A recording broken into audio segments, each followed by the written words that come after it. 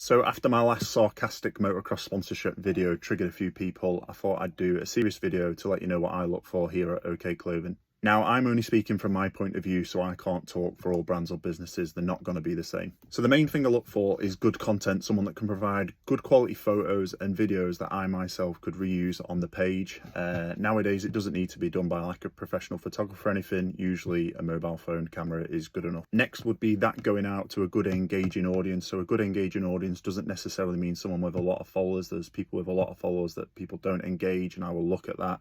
You might be someone with a smaller following, but obviously if all your friends are commenting on your pictures and genuinely interacting, that's something that I always look out for. Now, this might be the one that gets a few people rattled, but results don't really matter to me. Obviously, if you're winning races and at the top of your sport, then that is an advantage, but the results don't mean too much to myself. Like I said, it's more about the content.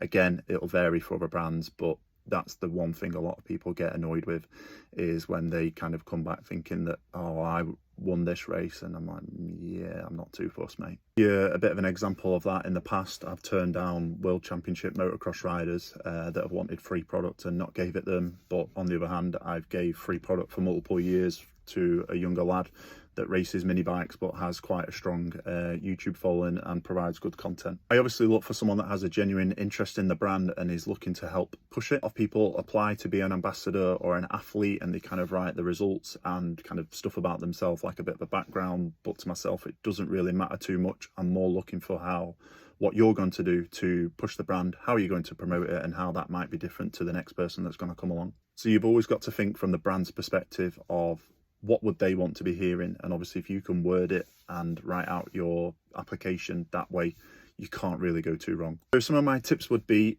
make sure you're following the brand on the social media platforms. There's nothing worse than when someone applies and said, oh, I'm your biggest fan, and you think you're not following, straight in the bin. Make sure your content does relate to what you're promising. So if you're saying I'm going to be getting loads of pictures wearing your brand out and about when I'm at the track, if I go on your profile and you've not really posting anything at the track, it's all just pictures of you riding where there's not going to be any clothing, in the bin. Don't ask for free product. Even if you're the best rider in the world, when you ask, that's really off-putting from a brand's perspective, well, my perspective, in the bin. Don't try blag me saying that your mate gets X off me, and because I'll have a look and I'll know, and more than likely you're lying, in the bin. Don't try and trade putting a sticker on your bike for hundreds of pounds worth of clothing, because I'll tell you that if you want a sticker for your bike, you can go on the website and buy a sticker pack for £2, in the bin. So like I said, that's just speaking for myself here at Owkay Clothing. Don't speak for every business. If you have any questions, drop them in the comments and I'll reply to them, no problem.